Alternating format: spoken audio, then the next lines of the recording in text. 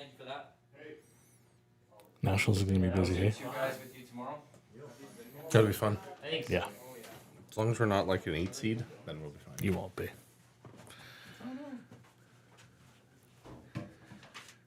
I don't think you would be. I'd be stunned if you Yeah. were. There's some good teams in Canada West, though. Like Regina's really good, Sask's really good, Calgary's good.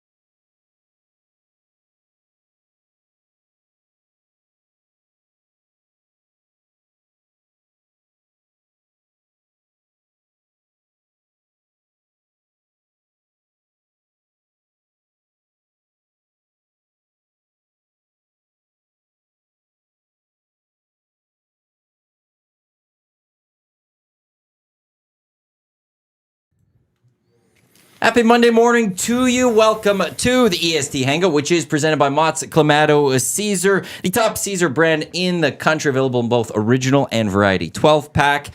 We didn't know that there was a variety 12-pack sitting here, so we were stuck with just, we thought, originals, and then we found out that we actually have some extra spices and pickled bean last week. So it's a good time here at the EST studios. Matt Iwanyk with you here.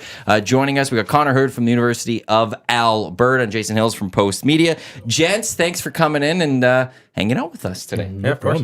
I never asked if you guys wanted a Mott's Clamato Caesar. Well, the last time I was on here, everyone kept joking that I needed to, like, mid-show reach out and start cracking them. So we'll see. We could get you a nice cold one from the fridge. All three available because I found this variety Not a warm that I thought one was an original one. Not a warm one that's been sitting there for 3 months. No. Yeah, exactly. It's those are the show me Caesars. Oh, yeah. So we've got some cold ones if anyone's interested later. Do we start with football or do we start with hockey?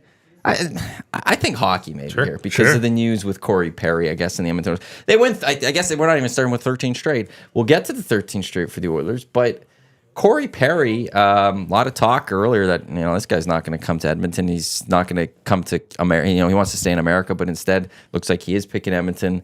Is this the right move for the Edmonton Oilers? I mean, it basically guarantees that the Oilers are going to lose in the Stanley Cup final. So, how many would he lose? Three straight Stanley Cup finals because he was on my Tampa Bay Lightning for the last one there when they lost to Colorado. So I think it guarantees that the Oilers are going to make the Cup final, but they just might not win it. Yeah, I mean, a guy with his experience, and he's the type of player that they've long coveted and long needed. Now with him and a guy like Evander Kane, they're going to be. There's going to be a lot of hatred speed on the ice. And the Oilers can be a hated team. Add some sandpaper, add some grit in the bottom six. I don't mind it. Yeah. I mean, it never really came out what kind of made him leave Chicago publicly. So There's always kind of that cloud over it, but him as a player, I think, is a great fit. Yeah. Never came out, but the league did look into it, and they said it was there's no suspension, there's no nothing that you. I think if it was any Stuff, whatever happened, becomes a distraction because no one knows what it is. And I think he's proven even in Chicago at the start of the year, like he can still play, he can still score. Yep. You can put him on the power play, you can put him on the penalty kill, even if it is just 8 minutes he's playing with some sandpaper and you can, get in the goalie's face. That's valuable in the playoffs. Yep. who comes out. Oh, I mean, Do you really want to mess with things? Well, Like the other one would be Connor Brown. Yeah, But- so both of them essentially, their value is scoring goals, both Gagne and Brown. And if they're not doing that, then it's not like they're going to be heavy on the forecheck and killing penalties, where we know Corey Perry can do that. yep. So unless one of them starts to get on a heater here, I think you could see either of them out of the lineup, even though Gagne's a bit of a fan favorite. We all know the struggles he's had this year. He does, and I just love what Gagne's brought. I mean, the guy. I saw something today or last night.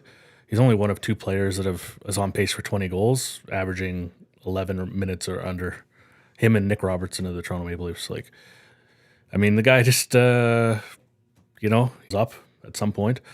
And then you look at their forward group. I mean, he's tinkered with their forward lines, but it's been pretty much the same crew for the most part. Yep. So, yeah, I mean, and when's he going to play? I mean, he's been off for 2 months, so it's going to take some time. I don't think he's going to jump into the lineup right away. Actually, I can't remember who had the report. Apparently, he's been skating a lot this entire time. That he'll be in Edmonton this week, and he could be good to go at some point this week. So now, but that's if you're Chris Knoblauch. How soon do you throw him out there? Do you get him out there this week, or do you realize that there's a bye next week? Give him time to just get accustomed to the city and get going. Like, it's not like you're in an immediate rush to get in there. I was with a streak, and after the bye week, you have that break between games. You're not really messing with anything at that point, right? Yeah. So that's a perfect time also to maybe just slot him in against Vegas and see what he can do. Whereas, this week you just let it go. And look, if the Oilers have a stumble against Chicago or Columbus, leading to Nashville or wherever, then maybe you could throw him in if he's ready to go. But beyond that, there's no real rush. No, and who knows, too. Maybe a guy gets nicked up over the next couple days and you need to throw him in. But that's a nice luxury to have, is having too many guys for your top 12, and you need to sit a guy who is capable of playing. That's a good problem to have. Definitely. If I'm Chris Knoblauch, I just kind of let it go this week. Let him get acclimatized, get used to being around the guys, and get some actual practices in. Going out on skating on your own is a lot different than a NHL game I action. think the Oilers may look at goaltending. How should they look at goaltending? Skinner's played a lot. Yes. Pickard has to play at least once. Yeah. I mean, if I'm Knoblauch, I'd probably start Pickard against Chicago. Yep. I mean, that's I mean, you're catching Chicago on a back-to-back. They're decimated with injuries. If you don't trust a guy like Calvin Pickard, then why have him up here if you can't trust him against a team like Chicago? I mean, if you want to give Skinner the other two, sure. But, I mean, why not? And that seems like the kind of prototypical, you play Chicago second half of a back-to-back, they put up 17 shots in a game, and Pickard makes 16 saves, and you come away with a 3-1 win. So, I like that. Give Skinner some rest. And You take this spot quick. Our internet feed is having just a little issues, so we're just talking Oilers goaltending. Just pretend I'm him. Pretend I'm him. Lieutenant Eric in for Matt Iwanyk right now. It's like we've been chatting and hanging out for a while now. I'm sorry, you are? My name is Lieutenant Eric, Edmonton Sports Talk. Just a bit of a man of mystery around here. Can do a few things. But what were you guys talking about here? Was it Cory? Goaltending. Yeah, we just got off the court. Oiler goaltending. How to handle Oiler goaltending? Yeah. What do you mean, like Olivier Rodrigue, Campbell? Or are we talking about No.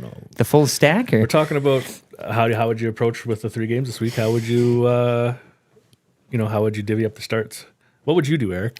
I said give Calvin Pickard the start against Chicago. On the Thursday? No, Or tomorrow. Columbus? Or sorry, is it Columbus? Columbus, Chicago, Nashville. Is that what it is? Okay. And you got I thought it Nashville- was Chicago, Columbus. Nashville's on the 2:00 Yes, on the weekend. Yeah. matinee. Ooh, scary. Hey, the last time they played Nashville in a matinee here in Edmonton, they lost. I know, and that's why it's voodoo stuff. Gage and I were talking earlier today, and he made up a good point, and one that I kind of subscribe to is I ride Skinner till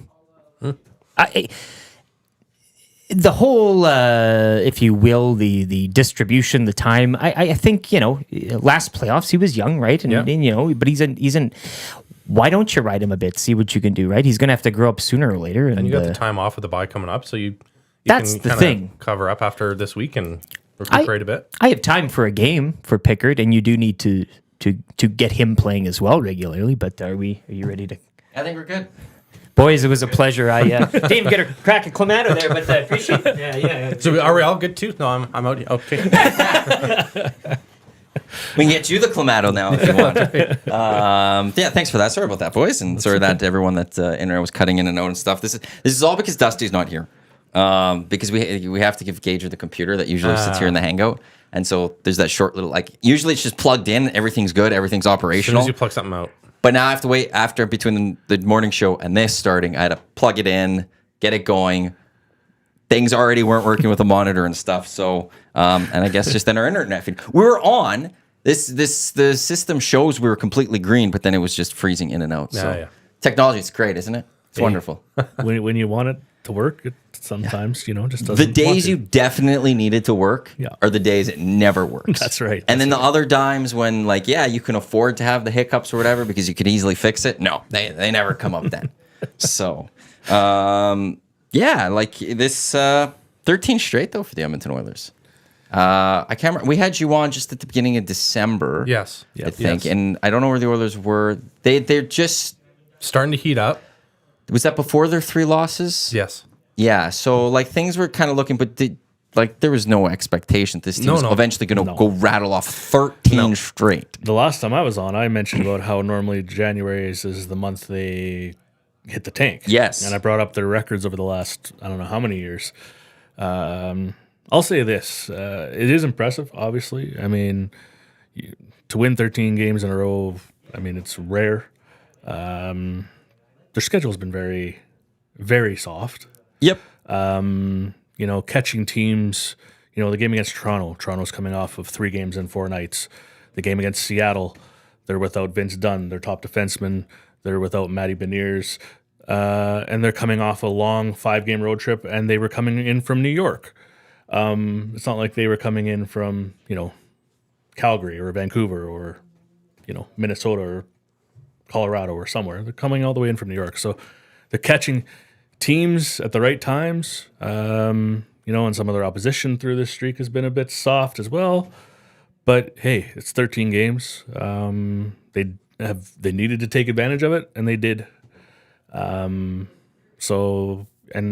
what's impressed me the most is the consistency with Skinner, and just there seems to be. The things you saw from the teams of the past where they would panic in tough situations they seem to they get down a goal and it doesn't turn into down 2 or 3. They're just staying in it. So those are the things that have caught my eye through it. I'm interested to see when the schedule after the All-Star break and we get into February and March when the schedule gets tougher. We'll see how the team does. But right now, there's no team right now in the league that's hotter. So, yeah. You say what you want about the schedule too, but they're winning games they should. That's the thing. Yeah. And how many teams get it? Usually have that stumble here. They're not having it. No. And you just go to the record of Chris Knobloch since he's come here. It's just absolutely incredible. Yep. It is. And yeah, look, I think when we had you guys on last and stuff, it would have been for me. I didn't see the Pacific Division being an absolute option by the end of the season. Yep. Let alone in January, where they're back in the Pacific, sitting in a Pacific Division spot. I didn't think there was a shot at that. Now, some help came with the Kings just absolutely having their own collapse. I didn't expect Golden Knights having their struggles. But overall, when you win 13 straight, that's going to really help you get up there. And so, they have this soft schedule. After a rough start to the season, a softer schedule. But what they did is they took advantage of those games. They're taking their 2 points, and it's just absolutely incredible to see. And now, yes, it will be interesting to see the schedule as they go forward because it will get tougher, but also they'll have a lot of back-to-backs. Yeah. There's 2 back-to-backs in February. There's 1, 2, 3 in March, I think, if I'm looking at this schedule correctly. And in April, which is only a short time. They have 3 in that month as well. So the back-to-backs, we'll see what happens. They really haven't had those this year, and we'll see how the Oilers respond when it gets to those points. It's crazy. I mean, I don't. Did you expect LA to go on this tailspin like they did? I do, because I expect the same thing out of Vancouver at some point, because their PDO might be the highest in NHL history. Like, their shooting percentage is not sustainable. So I keep expecting Vancouver to have a little bit of a tailspin. So I thought the Kings might stumble a little bit, which makes me think, to your point, Matt, like, the Pacific Division title still in play. Well, I know Vancouver's way up there, but like, they're not going to. They need that tailspin, though. Yes. Right? They will, Like, and because in this 13-game win streak, they've only gained 1 point well, that's where on Vancouver. That's the points are crazy they still part. It's back because of Vancouver's Vancouver? been still on this crazy heater. So they're 13 games back of Vancouver at this moment still. The Oilers do, however, have 4 games in hand when it comes to that. So if they go take care of business. But the Oilers, like in their last, and we know they've won 13 straight, but ESPN, I'm just looking at theirs, last 10. Oilers obviously 10-0. The Canucks 8-1-1. Yeah. How many more times did the Oilers play the Canucks this year too? I can't think there'd be many more because they've met 3 times already. maybe one more. So let's take a look here. February, do I see them? I don't see them in Feb. I also just flat out don't trust the Canucks. Yeah. Even if they win the division and they're the number 1 seed in the West going into the playoffs, I don't trust them. Yeah. Just with their history. Yeah. Once more, it looks like in April. 4th last game of the season for the Oilers. So So that could be a big game. could also be nothing at that point, too, depending on how the Canucks play. I do agree, though, one thing with the Canucks. Like, I don't agree with... I think they'll still hold on to the Pacific. They'd be a team I'd want to play in the playoffs in the first round. Absolutely. Because they haven't played in the playoffs. And Demko had the bubble year here in Edmonton, and he did really well, and that's when we knew that he was going to replace Markstrom. Yeah. But there's been some time off between them. There's some players, a lot of that team hasn't played in the playoffs. And we saw with the Oilers where they had Connor, they had Leon in 16-17, but it took a few years to get back to playoffs. And we had you got to learn how to win the playoffs again. The Canucks don't know how to win the playoffs. And how many times have we seen a team go on an absolute heater through the regular season? They get in the playoffs, and their goalie, instead of putting up a 935 save percentage, is putting up a 900. Yep. And now you're losing games 4-3 instead of winning 4-2. Yep. Like, how many times have we seen that juggernaut head into the playoffs, and then you don't get Demko being Vezina caliber anymore, and the wheels come off? Yeah, it happens more than you think. It happens. yeah. It definitely happens. I mean, you look at Tampa in the bubble against Columbus. Yeah. Or no, it wasn't in the bubble. That was right before the bubble. That was right before the bubble. Yeah, but the then, Lightning's first cup was Sorry, the bubble. before Was the bubble. Yeah. Before the bubble. The Lightning's first cup was the bubble. But yeah, you had the Tampa against Columbus before the bubble. I mean, you look at 2 years ago, Florida won the President's Trophy. They got knocked out by Tampa in the second round. Yeah, Boston last year. Boston last year were rolling, and then right near the end of the year, guys started getting injured. Allmark was injured. They don't do the goalie rotation like they were all year. Right. And then, they run into a red-hot team that had to fight and claw their way, that just won the President's Trophy the year before in Florida, and they lose. So, you look at Vancouver, they look great, but you never know come playoff time how they're going to do. I also had a cheeky comment because the night the Oilers won their 10th straight, the Panasonic team at the U of A won their 10th straight, just the Panasonic team needed 73 more wins to break their team record. So, bit of a gap there. Are the Oilers peaking too soon then? We're talking about the Canucks here. Could the Oilers be peaking too soon? I don't worry about that. I think it was important for them to get back in the playoff mix, get their confidence back. They had to get on this type of run just to give them a shot. Yeah.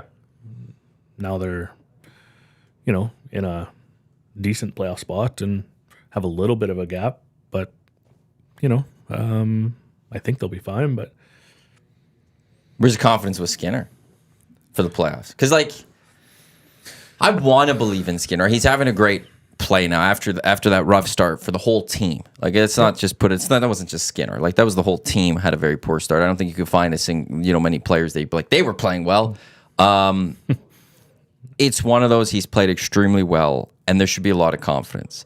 But I've always taken the mindset that the playoffs are different, and I can't fully believe in the team as a whole until I see playoffs. So where are you guys at with Skinner? Because I know Dusty and the boys in the morning show late last week, they had a question about that, and they were like, you got to feel really good about Skinner going to the playoffs. And that's where I was listening. I was like, I personally am the guy I need to see in the playoffs to feel comfortable. Where do you guys sit with There was Stuart Skinner in some the playoffs? I think there's still some ghosts from the playoffs last year. I think Yeah. how him and Campbell were managed was a little bit mismanaged by Woodcroft. Was probably the only thing I had Yep.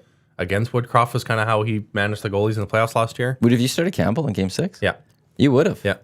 No question. Like you could just see it as, again, I said it the last time I was here too, like as a former goalie, you could see it in their eyes, like the way they're in between plays, the way they're reading the pucks, like you could just see if a guy doesn't have it in net. Skinner didn't have it. Like it was in his head, it was in his kitchen. You knew he didn't have that confidence, and confidence is huge when you're a goalie. So that's my hesitation heading into the playoffs this year is those ghosts from last year still kind of going to be there. If he has game one of the first round, if he's on, then I think they're good. But if he struggles a bit, that might be a little bit worrisome. And we all know last year they really had to ride him going into the playoffs. Yeah. You know, are you going to be able to count on it? Like Calvin Pickard's played great. I'm not going to, you know, throw any shade towards him, but can you count on him in the second half of the season to play, you know, once every 4 or 5 games? Because do you want to run Skinner into the ground to keep this going? You can't. Yeah. You can't. And I've watched Stuart Skinner his whole career when he was in junior, you know, when he was in Lethbridge and then goes to Swift Current, wins the WHL championship.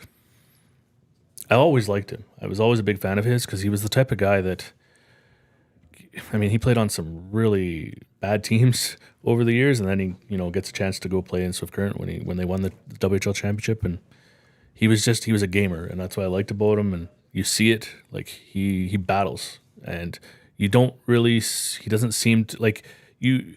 What I liked about him is the game, one of the games earlier this year when they got shellacked.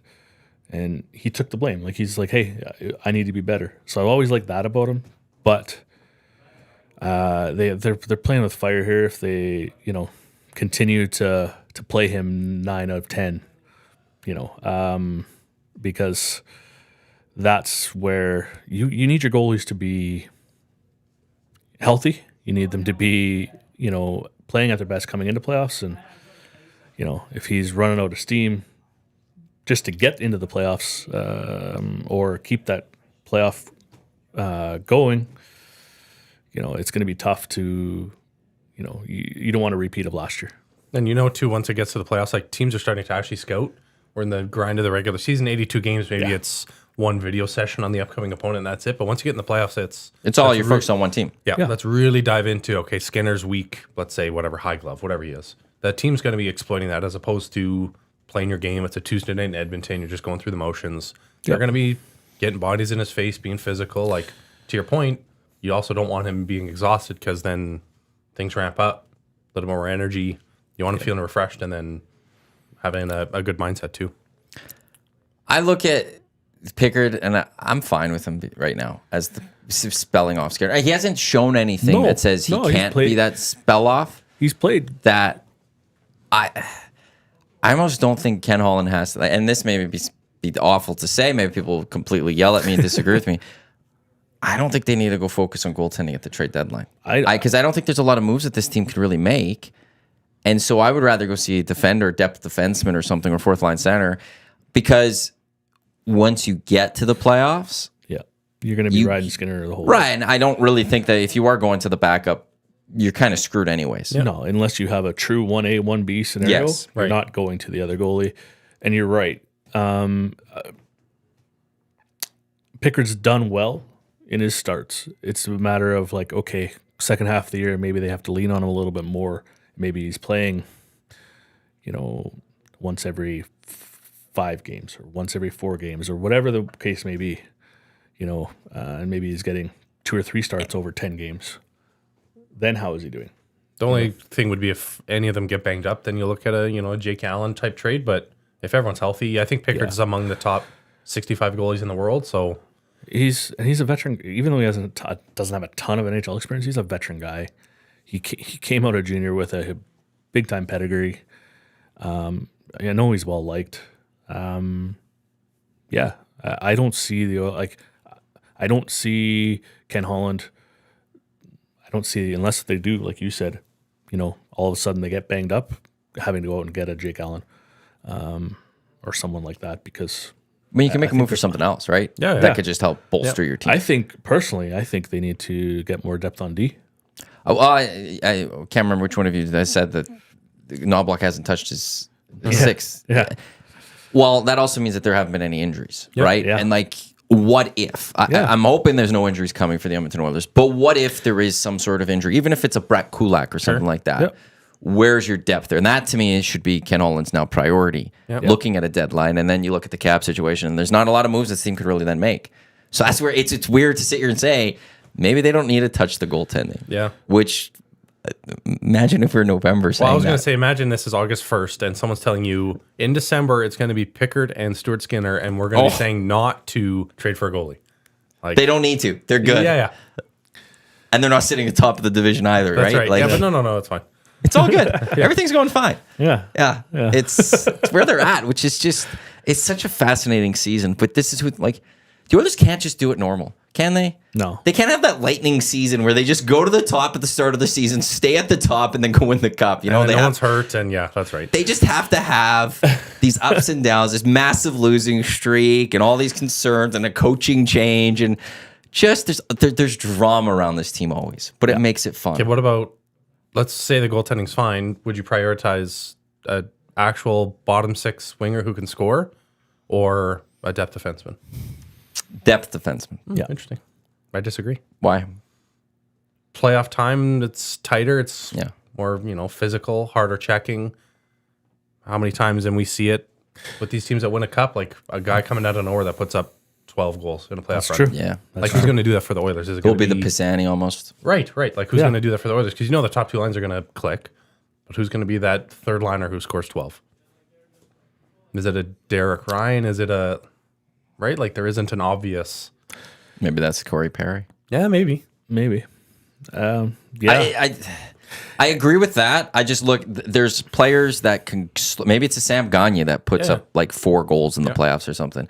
They have players that could slot into the top 12 if they need to. The 6 defensemen who's next? Yeah. It's Broberg. It's Gleason. It's Do we not trust Broberg? not right now for if they need him for the playoffs. Okay. You couldn't play him 50 minutes a night?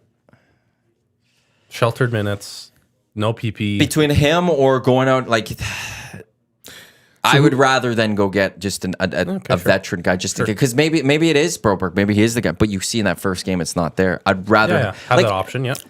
And maybe this is a little too low, but even just getting the Mike Green for a 7th. I know he didn't play ultimately because of COVID and the bubble and didn't show up. But getting that veteran defenseman that can maybe just slot in, that if you need it. Yeah. So who do you go and get? Yeah, I haven't looked at all at the trade bait board. I haven't looked at all at the trade bait board. I know a lot of Oilers fans talk about Sean Walker or Nick Seeler. If I'm Philadelphia, I mean, they're playing with house money right now. No one expected them to do this well. Do they move those guys? Maybe. Yeah, unless they have a tumble here, I think they're probably going to hold on to the cards and keep going. Exactly. And with this, just quickly, the Edmonton Oilers have made it official. They've agreed to a contract with Corey Perry. The Oilers and forward Corey Perry have agreed to a 1-year deal with an AAV of $775,000 plus performance bonuses. So 1-year deal with Corey Perry, AAV of $775,000 plus performance bonus. So he won't get paid $775,000 this year. That would be prorated, I would guess, and then have some performance bonuses depending on, I'm guessing, a multitude of different things. Probably game played, points, all of that. But it is now official from the Edmonton Oilers that Corey Perry is an Edmonton Oiler. Are any of those performance bonuses getting carried over to next year? The answer is yes. They'll just giving up all the cap space that's going up next year. You know? The Oilers will just deal with all cap bonuses and stuff. That's right. As long as his performance bonuses aren't play 1 hockey game. Score 1 goal. Well, hey, Connor Brown didn't even have to do that. Connor Brown hasn't done that yet. Connor Brown just had to show up to 10 games over the course of an entire season. So as long as there's no performance bonus that any of us could potentially have accomplished by signing that contract, it's one that would be worth it, I would say. If it's that's the thing. let's say it's 10 goals. I'm just throwing a number out there. I don't know what's really certain, but if you're getting an actual true performance, because I think that would even be the same with Connor Brown.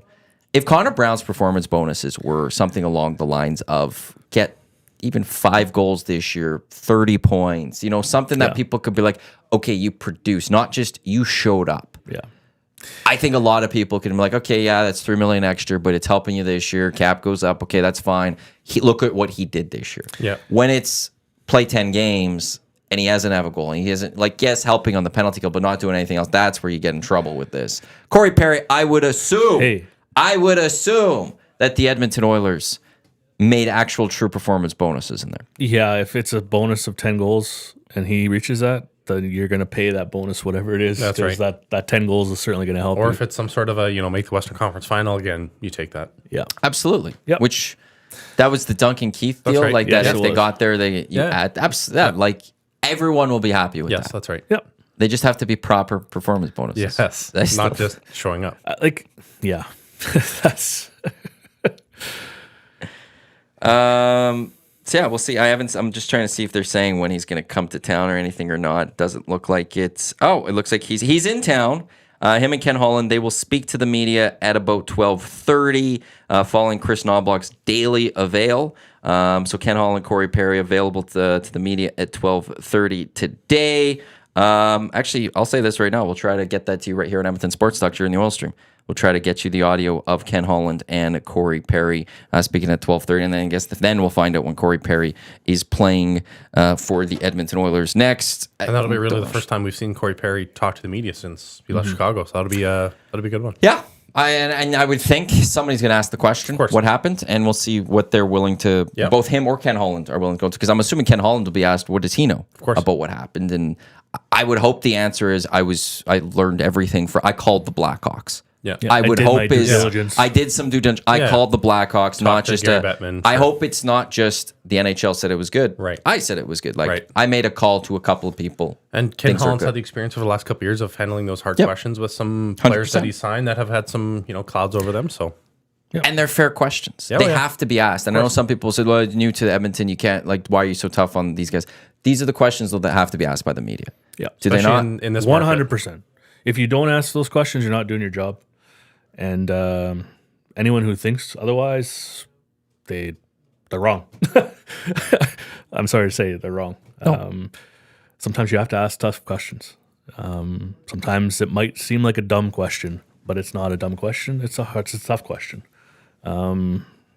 It's people need to know, and so it'll be interesting to see what comes out of it today. My anticipation is probably not a whole lot. No. But Which also is that's what's going to happen. yep. We know that. Yep. The question's going to be asked, what happened? And it'll be, that's in Chicago. I've left it there. Yep. We're, That's right. We're whatever it moving on. is, Yeah, we're yeah. moving on. Yeah. It's going to be fully PR'd. Of course. It's going to be dealt with, but he's not going to say much. But even though he's not going to say much, you have to give it a shot. That's right. 100%. Because maybe he will sit there and be like, it was nothing. Or maybe he'll sit there and say, I did something stupid. Or whatever it might maybe he does surprise and say something. Likely We're not, but not- you we're don't not- know if you don't ask. We're not talking about a guy who hasn't been around the block. Corey Perry's been around the block. He knows what to do. So, hey, maybe he does stand up and say, hey, this is what happened. I'm not going to go into a great detail, but this is what happened. I've learned from it, and I'm ready to move on, and, whatever the case may be. So we'll see. How are Oiler fans going to just handle like Corey Perry's an Oiler, though? Just think into that Duck series, It's amazing. And he's the perfect example of the guy you hate playing against, and then you just love him. yeah. Because it was the same with me as a Lightning fan. Like, God, I hated him. Yeah. And as soon as he's on your team, you're like, oh, he's the best third line winger of all time. Like, It's like Brad Marchand. 100%. People Loathe that guy. Bruins fans adore him. And I'll tell you, like anyone else, I have friends that say, oh man, like, wouldn't you want Brad Marchand on my team? No. I'm like, guarantee you, if you had him on your team, you would love him. Just like, Corey Perry, he's the kind of guy that every team wants. And he does his job so well that every other team who doesn't have him hates him. Look, Zach Cassian was one of those guys, too. Yeah. I think now everyone remembers Zach Cassian, this fan favorite here in Edmonton. Prior to that, he's with the Canucks, I think it was at the time when he broke Sam Gagne's face or whatever it was. Yes. And everyone hated Zach Cassian. No one wanted to touch Zach Cassian. Then he came to Edmonton. Everything was great. And then it's he funny became a how, fan favorite, right? people will see this kind of player on the other team and think like, oh, this guy needs to be suspended, like he's the worst player ever. And then as soon as he's on your team, you justify like, no, like the hit wasn't that bad. It wasn't that like, bad. as soon as he's on your team. That's my favorite when there's a suspendable play. Yeah. And No, you sit there- it's not that bad. It's not bad. But then I always think like I used Edmonton as an example, but then I think, well, if that happened to McDavid, you'd be calling for heads and jobs to go. Yes. And Yes. this is a season-long suspension. And Let's say it's Sam Gagner who does the Yanni Gord hit.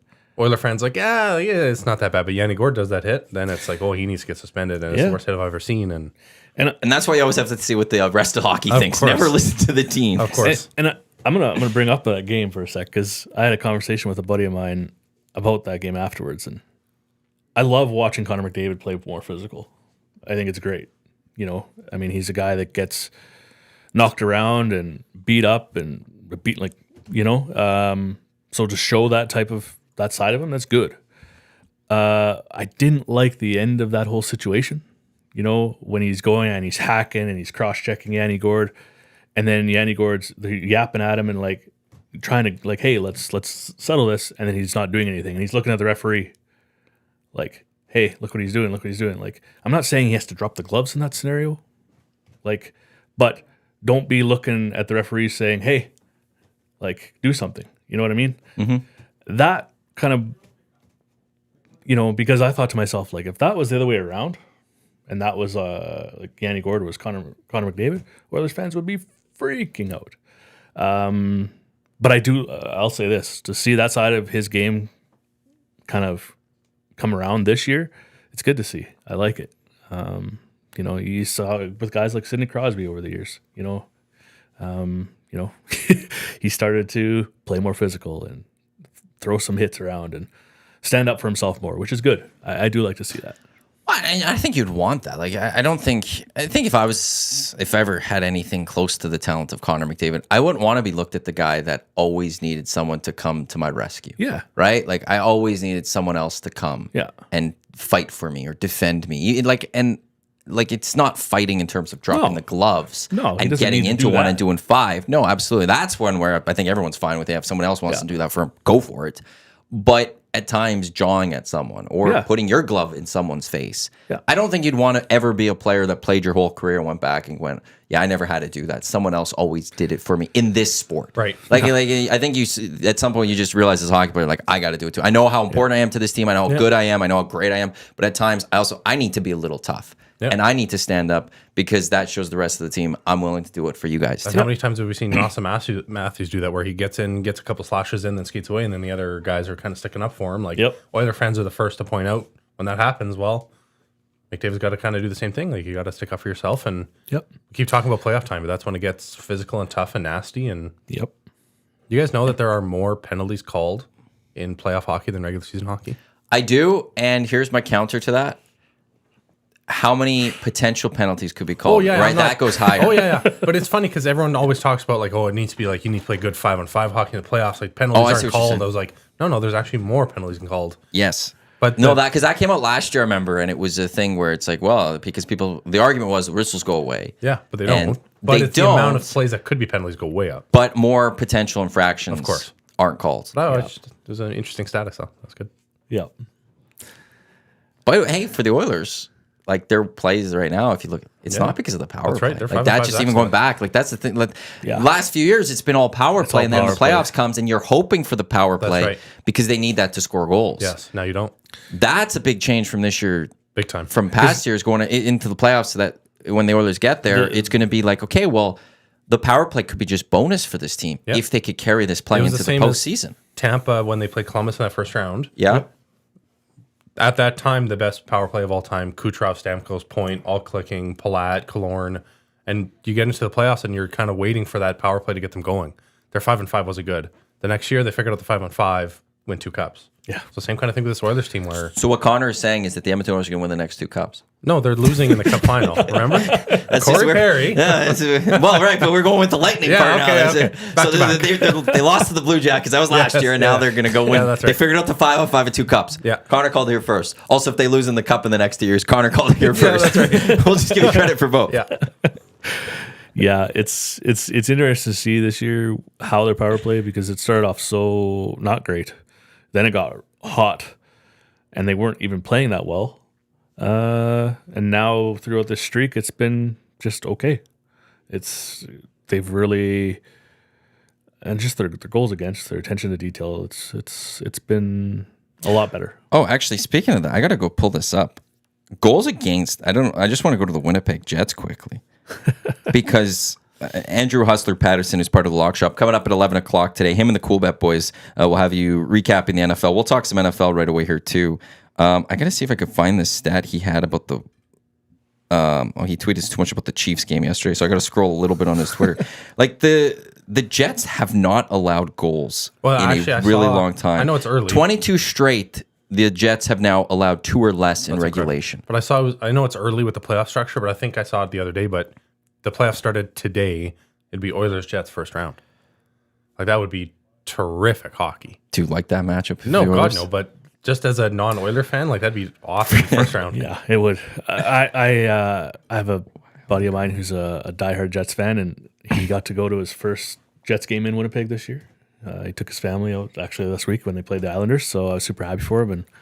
And he's been getting me to watch a few more Jets games this year, and they impressed the heck out of me, man. Like best win percentage right now in hockey, I think. 44 games played, 64 points. The Bruins have one more point at 65, but they played one more game at 45 points or 45 games. So if the Jets win that game in hand, they'd have the most points in the National League. We've seen Hellebuck goalie the Oilers before in the playoffs, and he's 100%. He's been outstanding. And you look at when Kyle Connor went down, I thought, mm-hmm. And they just all of a sudden, okay, well they get. What's his name from Velarde back in the lineup, and he just catches fire. But they, Nino Niederreiter steps up.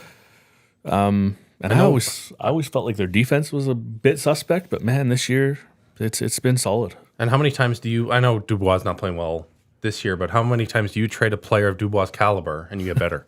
Yeah, and the Jets have gotten better without him. That deal, to get Gabe Velarde, who he's really, really solid. Iafallo can go up and down your lineup, and play multiple different roles. It says something, too, about having guys on your team that actually want to be there. Because Dubois never wanted to be in Winnipeg. No. But it says something about guys who just actually want to be in that city on your team. Yeah. And they finally have a full group of guys that want to be there. Yeah. Canada, the West and Canada outside of Calgary, like 3 really good teams right now. Really good teams. Yeah. Like that right now, you could argue all have a real good shot at going to represent the West for the Stanley Cup. Yeah. I can't remember a year like this since my childhood. Honestly, I can't remember a year like this since my childhood. Like where you have multiple Canadian teams that you could think, okay, yeah, they're going to go on. They could go on a run. Well, as of right now, so the playoffs as of today, not points percents, but just points. It'd be Vegas, Edmonton first round. Also great. Vancouver, technically has more points right now. Oh, I forgot Vancouver has 66 points. So they're the best team in hockey, not the Winnipeg Jets. I just didn't scroll far enough down. So they would get the Nashville Predators. The Jets would get the Kings. Okay. So Oilers, Golden Knights. The Oilers could go win that series. Vancouver over Nashville, and then you could have one of those teams. Well, then there's a Canadian team in the Western Conference Finals. That's right. On the other side, Winnipeg would have to get past LA right now. You would think so. And then they just have to get past Colorado or Dallas. And you have 2 Canadian teams in the Western Conference Final, one going to the Stanley Cup Final. Yeah. Dallas they're struggling right now. Even with Ottinger back, they're struggling. And Colorado, they obviously have their injury issues. And Georgiev has played a ton, but they're still a dangerous team. Yep. They're a dangerous team. And that's a team that's going to have some moves up their sleeves, trading for a center, trading for a big guy who can score. Yeah. Nikushkin's out, so you've got some money to play with. Yeah. They're a team that if there's a team that I think could crush the hearts of Canadian hockey team fans this year in the West, it's Colorado. They win. They've won. There's something to that. Yep. I'll always, I don't know what it is. I have a soft spot for Colorado. Maybe because I love Cale Makar. I love that type of defenseman. I also just love Joe Sakic. Me too. And I will always, he was one of my, him and Steve Yzerman were my favorite players growing up. And seeing him go and do this in Colorado, it gives me I want good things for Joe Sakic. And from what I've heard, actually it was Gager. He told me that Joe Sakic's actually just like one of the nicest guys you'll meet too. I have a story about Joe Sakic. So he was the very first NHL player I ever got to interview. And I was working in Medicine Hat at the time, and I worked at a rural paper where we went into like Southwest Saskatchewan. So I covered a lot of sports stuff that involved the Tigers and the Broncos. So I came up here, and I was warned beforehand that the PR guy for the Colorado Avalanche isn't the best to deal with. I said, okay. So I Jean? Yeah. So I came to practice the morning skate and introduced myself, and I said, would I be able to speak with Joe after morning skate? He says, he's not out here skating, so he's not made available. I said, okay. Like, I drove all this way up here. I'm like, okay, well, I'll try to, I guess I'm in no luck. I'll have to talk to him post game. And so Gene Principe, who we all love, he is friends with one of my college instructors. So, and I didn't know Gene at the time. So I introduced myself, and I kind of threw that little, and so Gene says, hey, you come with me, and I'll get you Joe. So Joe was in the locker room at the time, and he says, okay, go over there and just ask him. I said, are you sure? He's like, yeah. And so I went over, I introduced myself. I said, is it okay if this is what I want to talk to you about? And he says, okay, as long as you don't bring up, it was stuff about the bus crash. And I said, or he was okay talking about the bus crash, but he didn't want to talk about Graham James. And okay, that's fair. So I go to start the interview, and then the PR guy comes over and says, hey, I already told you. And Joe says, don't worry about it. It's good. He's like, and then he sat me down, and we sat and talked for 10 minutes. And I was just like, wow. Like, he didn't have to do that. I was a young kid. I was 21 at the time. And so from that point forward, I was like, he was always a player I loved watching growing up as a kid. And right from there, that just gave me a ton of respect. And Gene became a good guy in my books. And he's everyone's favorite guy, right? Oh, just helped me out there. Yep. So shout out to Gene. Thank you. Who doesn't love Gene? It's actually one of those people that criticize Gene online. It's one that gets really frustrating, I think, for anyone that knows Gene, because it's like, one, he's a great broadcaster, firstly, so you're missing the point right off the bat. But secondly, then you just know the guy, and you're just like, no, okay, like, piss off. Yes. Yeah. Go, no, not Gene. You don't talk bad about Gene. And he works, we will come at you. He works incredibly hard. Like, obviously, he's kind of known for the puns, but like behind the scenes, he works incredibly hard. He's very good at his job. And honestly, with those, like, it's better than just a standard, boring broadcast where somebody's just like, here's what's coming up tonight. The Oilers will take on the Blackhawks. And just like, no, he brings some fun. Makes it a little different. And maybe it's not everyone's cup of tea. That's fine. But for most people, they enjoyed. And then, he's just a great dude. So, whenever anyone criticizes Gene, it's like you're messing with the wrong guy, because if anyone finds out, they're coming at you. If you have a problem with Gene Principe, you're going to have an army of people after you. If you have a problem with Gene Principe, that tells us all we need to know about you, right? Like, no one has a problem with Gene. No. The problem's all entirely with you. I quickly want to look at these because you're a Lightning fan. Do they get into the They'll find a way in. Will they? Yeah. I don't think they're going to go far, but they'll find a win playoffs. Are they going to get into the divisional spot, or are they going to be a wild card? They've got. They can't knock the Leafs out. They've played quite a few games. Yeah, I would love the Leafs to get knocked out. No, it'd be a lot of fun. I don't want them to play the Leafs again. That hurt last year. Who do you want them to play? What do you mean it hurt last? How many times have you hurt them? Yeah, that's fine, but like, watching them once and it hurts. They were the better team in that series, and a couple bad breaks and overtime, and they lost the series. I am not a Lightning fan, and that series hurt me. I did not want to see Toronto. Yeah, because everyone hates Toronto. Right now, I think they play the Rangers, which I actually don't mind. Hey, the Rangers right now, they had to really battle back last night to win that game. Something's wrong with Shesterkin this year. Yeah, it's something. He's not. It's hard to find the goalies that are now just going to stay consistent for a career. It seems, and we'll see what Shesterkin can do next year. Everyone has that voodoo season, but it's just like, I don't know if we're ever going to see the days of that goalie that's just a stud for 12, 13 years as much. Hellebuck the only guy right now? Because Vaz is having some issues this year in Tampa. But wasn't he hurt to start this year? He's battling back from back surgery, but like Shesterkin's a little bit down. Sorokin's not playing as well. Juicy Saros isn't playing as well. Yeah. It might just be Hellebuck. Yeah. It's such an important position. Yes. You need it so much in hockey, and yet it's so volatile. It's not the way it once was. You look at UC Saros, like, he's such a good goaltender, but you look at that team and they've never been a high-powered offensive team, and you look at them this year, I mean, they have to scratch and claw to win games.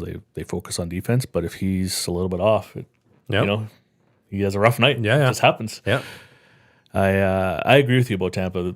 They're a team that they're just so scrappy, and John Cooper's such a great coach. You know, and they find guys. You know, they go and they get a guy like Brandon Hagel, and he's fit in.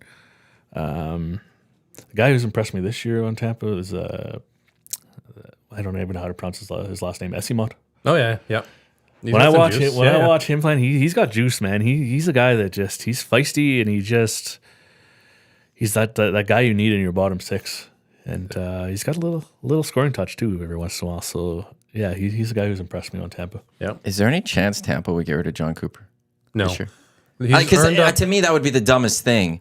But when you see the Tampa just slowly maybe going down a little bit, No, I think does Brisebois make a change? Because if John Cooper got let go, every team would want him. I think John so Cooper many would be teams would hired a look week at later. well, he'd have a pick of a spot he'd almost want to go, and some team would be willing to go like, we will fire our coach right now for you. I keep if looking you come in at here. the Pittsburgh Penguins as the model for what Tampa's going to be next, where you win the back-to-back cups, your core is getting a little bit older, you don't have the same kind of money, you're scrapping to get into the first round of the playoffs, maybe you win around, maybe you don't. But Mike Sullivan's still in Pittsburgh. The players are still bought in. Everyone's still pulling on the same rope. Yeah. It's not like the team's quit on John Cooper, so no, I don't think he's going anywhere. No, he's too damn good of a coach. And you mentioned Mike Sullivan. I mean, he's been around there forever. If they weren't happy with Mike Sullivan in Pittsburgh, Sidney Crosby would say something, That's right. and then he would be fired the next day. Yeah. It's that simple. You don't get rid of good coaches. Doesn't matter. No, you don't. You know, because not every that year, good. No, Like, not that good. No, it's one of those things. Like you're not going to have an amazing season every year. You know, you're not gonna. Some years are going to be tougher than others. But some teams they'll make that change just a little too soon because they think it's over. And I'm not saying that's Brisebois. I'm not saying that's lightning. No, yeah. It's just you wonder because you see that in sports so often. Course. But you have a John Cooper there, and you sometimes just have to like. You're not doing better than John Cooper necessarily. Like it would be hard to find someone better than John Cooper if you're replacing him. But like if he was out there, it would be fascinating to watch. Where does John Cooper go? Yep. And he's definitely built himself. If you watch any of his interviews, there's been some behind the scenes stuff with him, ESPN, TNT, with their kind of playoff runs the last couple of years. Like the way he can articulate leadership and get everyone on the team to pull in the same direction it's not about the X's and O's with him. It's not about little finicky details. It's about the process and the leadership and getting guys to buy in. It's outstanding. Yeah, he's one of those guys you know he's a player's coach, but he doesn't always come across as a player's coach. Yeah, you know. Well, there was a moment where it looked like he might lose his job, maybe 16, 17-ish year in that time, because there was the stories coming out that the players he was a little hard on the players or something. And then those stories stopped. They just weren't there anymore. They had the cup run, and then they kind of fell off a bit, and then it was right before they went back up again. Yeah, there was a little bit of... There was a window. Yeah, and I remember watching that one because it was right at the time, I think, of one of the many Oilers changes at coaching staff. Yes. And I was like, the Oilers, they're going to... You jump at John Cooper if he goes. Yes. And then they kept him one more, and it was like, oh, no, well, he's still there, you know? And it's... the Oilers, any team would be lucky to have John Cooper. I just also love the guy mightily. I remember when he was named the Canadian Olympic coach for the Beijing Olympics that ultimately he didn't coach. Hernan Salas actually booked him on the show with me that day. And it was after Canada won gold of the women's soccer at the 2021 Summer Olympics. He came on. He was just a wonderful dude. Yeah. It was just so pleasant to chat with. Yeah. Like some coaches will come on and do that. And they know they just have to do it. And they'll talk and they'll give you fine answers. Yeah. But like he's whatever. He's a real human being. He was a real human, just had a wonderful conversation. Yeah. I'm like, I like you. Yeah. You're a nice guy. My first experience interviewing him was in the bubble when I did some work with the Tampa Bay Times. That was a crazy fun experience for me. I got to cover that whole cup run when they got here in the bubble, and he was so pleasant to work with. You know, never actually physically being able to meet him, but just he always took the time to answer any questions you had, and I got to write a really fun story about him and Barry Trotz and their ties to Notre Dame. And once I brought that up in the press conference, he was great. He took a ton of time to talk about that, and he's just a good, genuine person, you know. So This is the EST Hangout presented by Mats Clamato Caesar, Connor Hood from the University of Alberta, Athletics Department. We got Jason Hills from Postmedia. Matt Iwanyk with you here. The Edmonton Oilers making it official at about 9:30 today, where they've signed Corey Perry to a one-year deal worth $775,000 plus performance bonuses. He and GM Ken Holland of the Oilers will speak in the Hall of Fame room at around 12:30 today. What will happen is the Oil Stream's on at noon today. I was supposed to be doing it with Tommy. Tommy will be at the rink. I will still do the Oil Stream. I'll talk with Tommy from the rink for a little bit, and then I'll let Tommy go to get ready for the press conference. And we'll carry the press conference live on Edmonton Sports Talk. We'll just have the audio of it. We don't have any cameras there or anything to carry the video of it. But whether you're watching the Oil Stream YouTube channel or you're listening to Edmonton Sports Talk online, whether on our website or TuneIn, we'll have the audio for you of Corey Perry and Ken Holland speaking to the media around 12:30. So keep it locked here to Edmonton Sports Talk for that a little bit later this afternoon. Coming up at 11 o'clock, though, it will be the Lock Shop with Huss. And I don't know if both boys from Coolbet or just Pat Gregoire or Jake Boland Moss will be on, but they'll have you covered. Recapping the weekend in the National Football League and sports and getting you set for tonight in the sports betting world. Let's get to movers and shakers, which is brought to you by Marco and Mike Realty, Realty One Group Insider. Let Marco and Mike earn your trust. If you're looking to buy or sell your home, check out marcoandmike.com for more information on the dynamic duo. Let's look at the NFL from this past weekend. The Bills, it's like the Flames of the 80s versus the Oilers of the 80s. Bills just can't get past these Chiefs. And everyone's going to look at that missed kick, and obviously it's recency bias will tell us that was the reason they lost. But there's so many other little plays in that second half. First, credit to the Chiefs because their offense, explosive plays all night. And when they needed to ramp up their defense in the second half, they did. Because the Bills in the fourth quarter couldn't run the ball. Josh Allen was forced to throw the ball. There was a couple drops. He missed a couple open receivers. Yeah. Stephon Diggs on the slant late in the game, and he just completely whiffed on him. Diggs had the big drop in the fourth quarter. Like, there's so many little things that kind of added up to a win for the Chiefs, and a team like that that's a champion. Like, you can't give them any sort of opening. Yeah. They're going to make you pay, and I mean, it just says something about being that champion and knowing how to win those games, and the Chiefs know how to win those games. Yeah, I mean, everyone was kind of counting the Chiefs out this year, right? They had that. Which didn't make any sense for me. No, I mean, you saw games where Mahomes was struggling. His receivers weren't catching anything. And I think, throughout these playoffs, and especially last night, everything kind of came together. Their defense was very good this year through the bulk of the whole season, and they stepped up when they needed. And, Mahomes was Mahomes. He was what you expect out of him. It says a lot when all of a sudden your receivers can catch balls. Yes. It kind of helps, right? So, the Chiefs, they're one of those teams they have that championship pedigree that you just can't, you can never count them out. You can't count out the champs until they're out. And it could have been even worse if, after the fake punt that didn't work, then the Chiefs fumble the ball through the end zone. Like, if he scores there, doesn't fumble the ball, it might not have even come down to it was a 10-point football game. Yes. Yeah. And that the wheels might have really come off for the Bills then. Well, and in somewhat defensive Tyler Bass, yes, he missed it. There was plenty of time for Mahomes to potentially drive down the field and get into field goal range. And what the Chiefs did to the Bills' defense yesterday, like in the fourth quarter, both offenses kind of stalled. Yeah. But the Chiefs' offense, found a way. They knew a way to do it. And it's Patrick Mahomes. You're telling me he's not going to find a way to get to the 35-yard line so Butker could kick this long field goal to win it. And then the Bills fans have this heartbreak that way. Yeah. Really good chance that was going to happen. When Bass missed that kick, there's still, a minute and a half left? Yeah, minute 40. With 2 timeouts. It was minute 40-something because Buffalo had, that's way too much time for Patrick Mahomes. There was plenty. 40 seconds with 2 timeouts is too much time. I also, though, hate that fumble rule. I've always hated it, where if you fumble through the end zone, you lose it and it's a touchback. Because if you lose, and Mike Tanier also said it on the Messenger today, like you could fumble at any other point in the field and it's still your football. And we saw the Bills in the first play of the game fumble it and knock it out of bounds. It's still their football. Yeah. But you fumble it through the end zone, you lose the ball. Like, to me, I feel like that's got to just be placed at the 1 and it's your ball. Or I could live with you get it at the 20. Sure. And we should be incentivizing scoring. We should be incentivizing guys reaching for the end zone to try and score. Yeah. We shouldn't be penalizing guys for reaching out for the pylon and you lose control. I agree. That's how you coach, Yeah. right? You coach guys. Hey, when you're in that situation, you're reaching for the pylon. You could fumble forward at any other point on the Yes. field, something as long as it's not fourth down, I think. That's right. And you get the ball where it goes out. Yeah. Yeah. But on this situation, you just lose the ball entirely. Yes. Yeah. Right? Like I think the CFL got rid of that rule. Yeah, you're right. Yeah. I don't know what they do now with it. I think it's at the 1.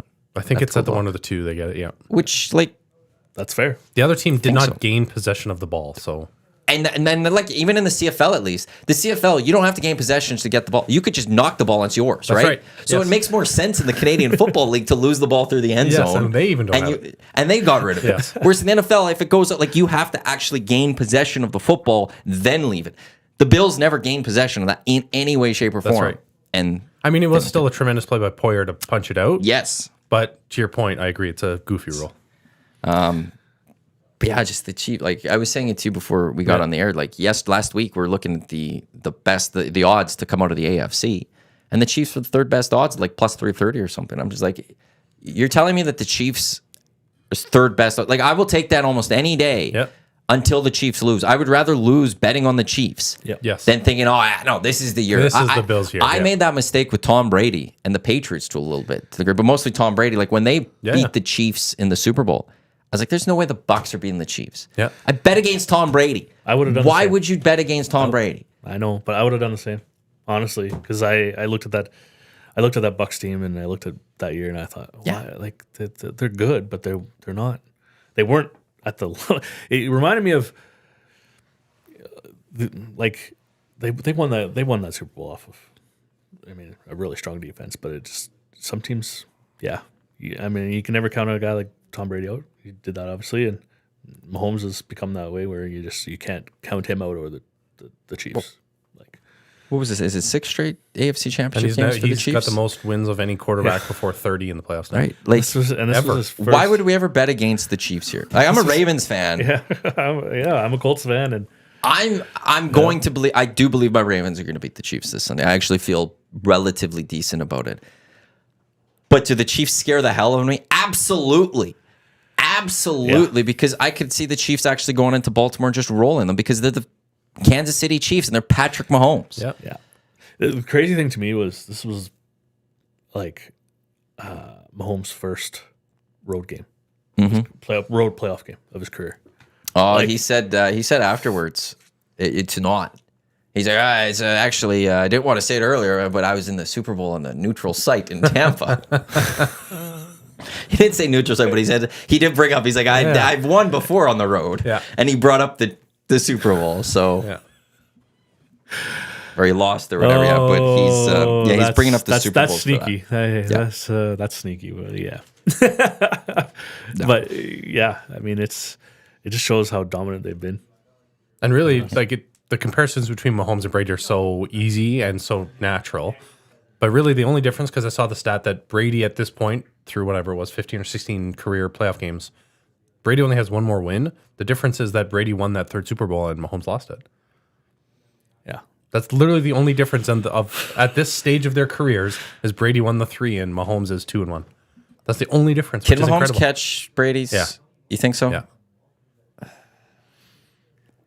I mean, if Andy Reid retires at any point, then you kind of question it. But Well, that's where, like, I don't know if you can get to, because Brady played in 10. That's a lot. yes. But I think Mahomes could win 5 to 7. So Brady has 7. 7 and 3, yeah. Yeah. 6 New England, 1 with Tampa. Yeah. Which is just absolutely Also, like making unbelievable. 10 Super Bowls. Like, let's not forget that. It's ridiculous. Like, It's changed the we're all standard of younger how we people. value quarterbacks now. Because 20 years ago, a quarterback wins a Super Bowl, they're an all-time great. Yeah. Now you have Except to win. Trent Dilfer. Sure. But now you have to win 3+ to be considered an all-time great. Like, he's just changed that threshold of... Well, it also just shows that when you go win that third or fourth, like, it's how great you are. Or like in our lifetime, though, like 10 Super Bowls. Like, take away when we're really young. Yeah. Basically, every second year, Tom Yes. Brady was in the Super Bowl. Yes. Yeah. In the biggest game of that sport, just found a way to get there. Yeah. And do it, and then mostly win it. And really, so loses the 3. Eagles, look, they they should have lost technically to the Seahawks, you could say, in this argument, but lose to the Giants on just two surreal catches, one by David Tyree, the other by Manningham. Yes. Yeah. Lose to the Eagles partly because of the Philly special. And that Tom can't catch a ball, but yes. So like lost really like these close game, devastating losses. So it was right there also to win more of them too. Yeah. Like it's just...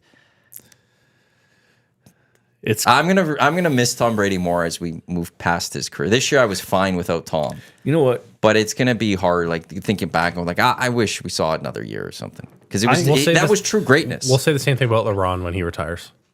And that's the thing. About who? LeBron. Yeah. Oh, because people are gonna miss like his greatness and making 10 straight finals, and like we're taken for granted while he's still playing, and then when they stop, you're like, holy. And you know what? As a kid growing up, I always cheered for the underdog. I was always. And so, a guy like Brady, I'm like, oh, can't stand him. A guy like Kobe, he broke the hearts of so many people, Damn right he did. Yeah. And I mean, if you're not a Laker fan, but when you think about all these guys, it's like you just miss their greatness. You miss everything they were able to do. You know what I mean? Like, you start to put into perspective, what they were able to do and over the course of their careers. And it just, you really, you think of like, they're not, are we ever going to see that type of thing again? Are we ever going to have another Brady? I mean, Mahomes probably is going to be the closest one we'll see. I think we could have more of the QBs because they've changed the rules over the time with the NFL to favor the offense and QBs. And keeping them on their feet and not getting hurt, and And so that I think we could see some of the development in those players still potentially come. I think the NBA one, I don't know if we'll ever see a player as dominant as LeBron. I think it'll be a while. Or they might be as dominant, but like the length and the longevity of his career. It's just... For him to still... produce at his age what he's doing. Like I think there'll always be that player that comes. It's just how soon. Right. And like hockey, like Crosby is one of the all-time greats. But there's a difference between him and McDavid. And I'm just as a player, I'm going to go based on the talent, not in terms of accomplishments and things like that. We haven't seen someone like McDavid since Lemieux and Gretzky. And there's a good space between those. Yep. MJ wasn't that long to go to LeBron. Right. And like Kobe's I am a Kobe guy, Laker, but he's not with those two, like in terms of that, just full talent. Like he's a little really? You don't put Kobe up there with LeBron and MJ? No. I can't. No. I can't. Wow. He's just below him. He has to be like even now, he had the injuries at the end of his career, so like he didn't have that full longevity like LeBron, where he dominated at the end. That's true. You could always have the argument against him that, he had Shaq. Shaq won the 3 MVPs of those first 3 NBA titles. Like, he had Phil Jackson. Like, what would have LeBron have been if Phil Jackson was his coach for his career? Or for a large part of his career? Or if he had a fellow Hall of Famer playing with him. Yeah, like, I love Kobe. Like, look, if I could have one player in the history of the game to take one last shot with the game on the line, it's Kobe. It's Kobe for me. Kobe and MJ's right there. Yeah, Kobe and it's MJ. not LeBron. Like, straight up, I want Kobe to get that ball because it's going in. Doesn't LeBron have the most game winners in NBA playoff history? He does. But I'm still taking Kobe because there was something about he's just taking that shot. Yeah. And more often than not, though, it still was going in. And it was a dagger, and LeBron still is going to potentially look off and pass it on the side. And I, though, can't put LeBron and MJ, I think, are just above Kobe. That's the difference, though, between one, who do you want taking the final shot versus who do you want to have the ball in their hands in clutch time? Because ball in their hands, I want LeBron because he's going to make the right pass. To make the actual shot, I want Kobe. Yeah, him and MJ aren't passing based. Like I know there's in the last night you used to see the pass of MJ in the Last Dance. People that just watch the game, he made that one pass, but it was so shocking, and he made a pass, right? Yeah. Like Kobe and MJ got that ball, they're taking the shot. But what made them great was we all knew they were taking the shot, and they still got it off, and they still made it. Yeah. I don't think LeBron has that. No. Right? No. Where because of now all that, like he's making those shots maybe because he's not fully targeted because he might give it to someone else. Where Sam and Kobe are just taking that shot. They don't care. And they're making it. But I know I'm probably would have to hand in my Lakers card a little bit, fandom card in LA if I was there by saying that. But I have to be a realist in that. That's fair. You know? When I think of the greats of like our eras, I think of MJ. I think of Kobe. I think of, now LeBron, obviously. But it's in our era is a big one though. Yeah.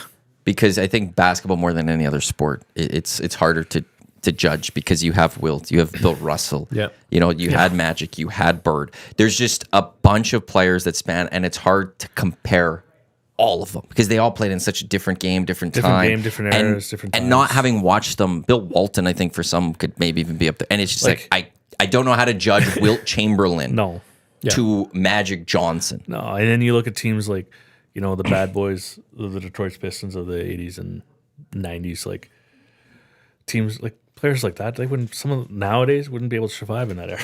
They wouldn't be able to survive. They'd be I can't remember who said it. Draymond Greenwood though. Draymond was built for the late 80s, early 90s. Draymond Green was born in the wrong era of the NBA. He might be one of only a handful of guys I think in the NBA nowadays that would handle that era of going up against the teams like the Pistons in those days. This is Movers and Shakers, brought to you by Marco Mike Realty One Group Insider, marcomike.com for more information. Matt Iwanyk, Connor Hood, Jason Hills with you here. NFC-wise, are the Lions going to do it? Is Dusty going to be celebrating going to the Super Bowl? No, we were talking before we went on air that Jared Goff doesn't handle pressure well. San Francisco can pressure the quarterback. They've got a lot of guys on that defensive line. I don't know. It just seems like there's something about that game that doesn't settle well with me as someone who wants the Lions to win. It was a close game until fourth and the Lions turned it on a little bit, but Bucs were right there for a while. And I'm a Goff guy, but he can't move in the pocket. You get some pressure in his face, he's going to crumble a bit. 49ers just need to hold on to possession of the ball on offense. Don't turn it over. They'll score some points. And Deebo Samuel 50-50 is what I saw. That hurts. I will. But you got still Christian McCaffrey, right? You still have Christian McCaffrey. You saw the big run. Brandon Ayuk, I'd love to see the Lions do it. What Dan Campbell's done this year. I've always had a soft spot for the Lions. Back in the day when I was a kid, I used to play. My first Madden video game was Madden 93, and Barry Sanders was unstoppable in that game. So I've always had a soft spot for the Lions. So I'd love to see them pull it out, but it's going to be tough, especially. San Francisco. We talk about the teams that have that championship caliber pedigree. They're right up there with the Chiefs in terms of getting to Super Bowls and getting to NFC Championship games. Maybe someone in the chat can let us know, but this year just seems like it's going to be the two number one seeds, and I don't remember last time it was actually the two number one seeds in the Super Bowl. Because it's always a number one seed that has the bye, and then they falter out in the conference title game, but the last team was actually the two number one seeds. Who did the Chiefs beat last year? The Eagles. Were they I think they're both number ones. Okay. So I think they're both number ones. I know it's happened recent. Yeah, but it's not something that happens often. No, but it was more recent. It did actually happen. It'll be funny. No matter what, there'll be a conspiracy. As long as, if the Lions don't win, if the Lions win, conspiracy goes away to a degree. If the 49ers win, either way, there's a conspiracy theory. Because if the Ravens meet the 49ers, it's the logo. 3 straight years, the colors have matched up with the two teams. How's that possible? Or the other conspiracy, if the Chiefs go, it's not as much as the Chiefs going back, but the T Swift. Having Taylor Swift at the Super Bowl, I already seeing it online of people going, they're trying to get the Kansas City Chiefs to get to the Super Bowl so Taylor Swift could be at the Super Bowl. Which, look, the NFL would love Taylor Swift to be at that Super Bowl. No question about it. I don't think they're rigging any of these games to make sure Taylor Swift gets to the Super Bowl. But it'd be a nice byproduct for the NFL if it does happen. It would be, everything works for the NFL some way. But so either way of the AFC, there's a chance that there's going to be a conspiracy theory that's going to be spewed out there. But I saw and it was rolling on my Instagram last night, but it was I think it might have been in Philly or Denver, but it was a news station, and at the bottom of their ticker it said usher to perform at Super Bowl between Chiefs or between the Niners and the Ravens. So like, it's happening. The colors, the logos, come on. I don't know if I want. As a Ravens fan, I don't want any of those matchups because we've beaten both of those teams this year, and we dominated both those teams this year. Hard And to beat a I'm team always twice. I'm always with that guy. I don't think you beat them twice often. And so I feel like the Ravens will go and will look, everyone will be like, oh, look how good the Ravens are. They knocked off the Chiefs. They're going to go win, and then we're going to lose. And then I got to go up against Hernan, too. Niners, That's right. Yeah. Yeah, he's right. a Niners fan. That's right. We put a bottle of wine on the Christmas Day game, so he owes me a bottle. So you got Which then- either way. If the Ravens win the Super Bowl, right. you've got a. I'm rival going for- up against someone. Yeah. And Yeah. you know, whoever comes out of that game, they're gonna like double team you, right? What do you mean? Like, if the Lions somehow upset The 49ers? 49ers, I'm sure Hernan will go and support Dusty and vice versa. Well, speaking of that, you can join Edmonton Sports Talk for the Super Bowl at Century Casino Sports Bar and Lounge on Sunday, February 11th. You'll have a chance to win EST merch. We'll have a spot on the Hangout up for grabs and more. Plus, our 6 o'clock lager will be in stock and available for the big game only at Century Casino on Fort Road. Menu items under $10. The whole EST crew will be there. I was mentioning ahead of time before we got on the air that, like, look, I want my Ravens to win the Super Bowl. I'm never going to say I don't want it. Eric today, I'm like, I'm kind of happy the Bills maybe didn't move on, so I don't have to worry at the Century Casino. No, that's masking, Yeah. right? With pain. I want the Ravens still there, even though it's going to suck being at Century Casino for me. Because here's what's going to happen. We'll be at Century Casino. It'll be Ravens taking on the Lions. And everyone's going to be, oh, Dusty, we're going to cheer for you. And everyone's going to be cheering for the Lions. It's going to become a Lions sports bar because everyone wants Dusty to win. And I'm going to be sitting there by myself as a Ravens fan. And the Lions are going to have a nice play. And everyone's going to look at me and mock me and laugh at me. And then the Ravens will do something good. And I'll have no one to celebrate with. And everyone will tell me to shut up and sit down because I'm the only one cheering. And if the Lions lose, then everyone's going to be sad for Dusty. And you're going to be the one guy in the corner cheering, which Yes. might be even worse if the Ravens win. And then everyone's going to just tell me I'm an idiot. Like, Yes. okay, calm down. Dusty just lost. Yes. No one's going to care about me. That's right. It's going to be the worst experience of my life. So you're pulling hard for the Niners. But then Hernan's going to lose, and I feel bad for Hernan because I've Yeah, already knocked that's down the 49ers. And my dad's a 49ers fan, and, like, we beat them. Ravens in Niners would be a 2012. good Super Bowl. As someone who doesn't have a horse in the race, it'd be a Who's your NFL team? Patriots. Oh. So we can, and we said this, Iwanyk and I were saying this before we went on, but 23 years of some pretty good football, like I can handle a couple years of some down years. We're a Yeah. little spoiled. You were spoiled. All my friends that are Patriots fans, it's your time to just sit back, Trust in the process. Trust and the process. Gerard Mayo, and let's go. Yeah, See where it goes. See where Who's it your goes. team? Indianapolis Colts. Oh, right, Peyton you Manning. mentioned that, Peyton yes. Manning is my guy. Surveyor Brett, literally everyone will be against Maddie at Century. See? Yeah, for my experience, I need the 49ers there. but I'll Straight say up. this though, Otherwise, Maddie. everyone is going to be in my face, and I'm going to have to deal with that. And there's just no winning for me. Because even if I try fighting back, people are just like, you're a bad sport. I'll say this though, Maddie. I think even if Dusty wasn't a diehard Lions fan like he is, I think, and if the Lions were to make it, I think he'd still be in that situation because I think everyone would be jumping on Detroit's bandwagon and being like, hey, I think there'd be a little bit of also just who cares. Yeah. Like, that's the Lions, it's the Ravens. Who cares? Like, whoever wins, they're happy. No one hates the Ravens. Really. Like, the Ravens don't feel like a team that people outside of the Steelers fans or Browns that, like, have. There's no hatred when I think you see the Ravens. Like, you and the Patriots on the TV or the Cowboys on the TV or something like that. Yeah.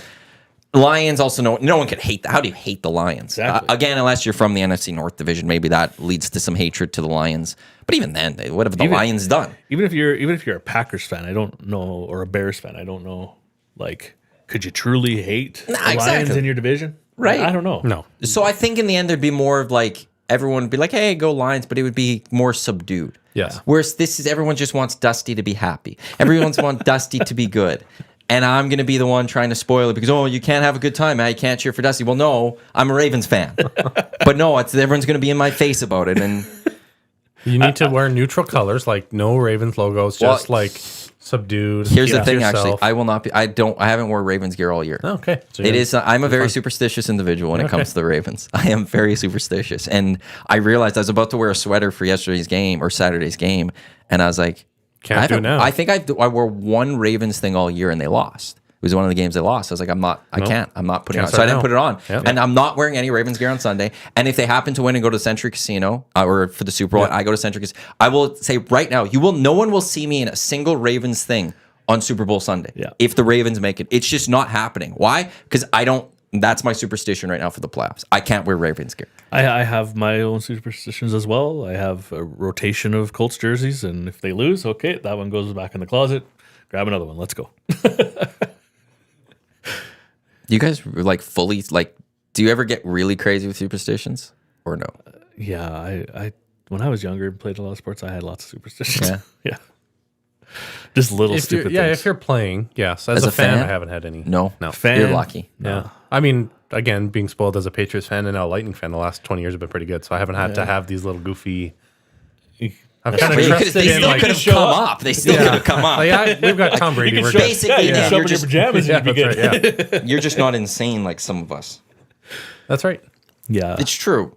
It's not fun. Like I had this whole conversation once on air at 1260. It's just like I know it doesn't matter. But what if it does? Like, there's still that part, but it kind of does. And even right, like, and it's just like I don't want. But if I don't wear it, like, why doesn't? Or even like inside of a game, like you'll be sitting on the couch and your team's not doing well. Then you stand up and grab a drink. Then you're standing up. And your team starts doing well. I was like, well, can't sit down again. Yes, like little things like inside the game. and that's me. Yeah, And I've actually stopped watching a Ravens game once, and there's another buddy of mine who's a Ravens fan. Where there's one game where I wasn't. They were doing bad. I stopped watching. They made a comeback, and I was like, I'm not watching the rest. Like, I can't. You keep me updated. The one for me, and they won. It was inside the game. Was the Patriots comeback over the Falcons in the Super Bowl? Like I was sitting on my couch, losing 28-3. I was like, oh my god. Then I moved to a different chair. Then they started to come back, and I didn't move for the rest of the night. See, hey, but it doesn't matter. No, but it does. Yes, right. It's So I don't know how to necessarily, explain I'm it. There's something that matters with I'm not it. moving. But I know we're insane. as a fan, I don't have a ton of superstitions. Although this year, like I'm a fan. I'm not an Oilers fan. I'm a Bruins fan. And this year, with my son, lately over the last few weeks, if he's not having a nap while he's sleeping, while the games are on, lately when I've been holding him when he's been watching the game with me, they score. So there's been a couple times, where they've been down in games where I'll text my wife or something. And I'll be like, hey, is Ethan sleeping? No. Okay. Bring him down. And he'll sit with me. And the other day they were down, sat him down, and all of a sudden, boom, boom, they scored 2 goals real quick. And I was like, hey, you're going to hang out with me. And it's sometimes you just got to pick something seems to work. You just got to stick with it. So right now that's been working. So yeah. That's very wholesome. I know. The ones I have sound very insane compared to that one, so we won't go into all those ones. It's not I'm going to spend time with my kid. No, I got him watching, man. He's got a couple cartoons that he watches, but he's only 7 months old, and I already got him watching. We watch a lot of hockey, a lot of football, basketball, baseball. This summer, when he was only like an infant, man, he would turn on a Jays game, and he would be just glued to the TV. What is this? So yeah, something easy to fall asleep to later too. That's right. That's true. It's a great sleeping sport. It is. Yeah. So I'm excited. As a new dad, I'm already starting to get him trained. You're gonna watch a lot of sports and hang out with your dad. Yeah. Do you think Ravens 49ers or what? Because that's what you're going. Yeah. I think Ravens.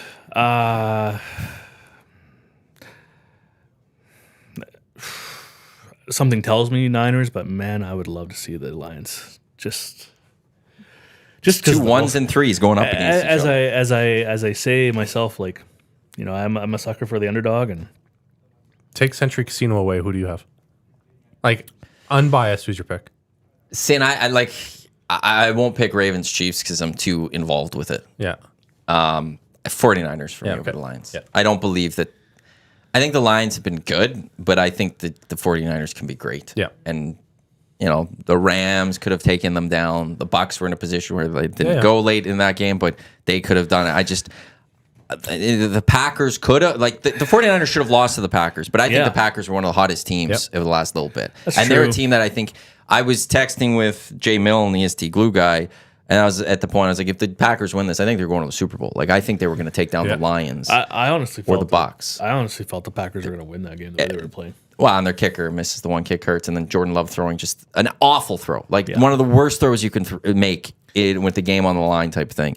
But I think the explosiveness of some of the top-end players of the 49ers is a little better. I think their defense is a little bit better. I think being at home matters. Yep.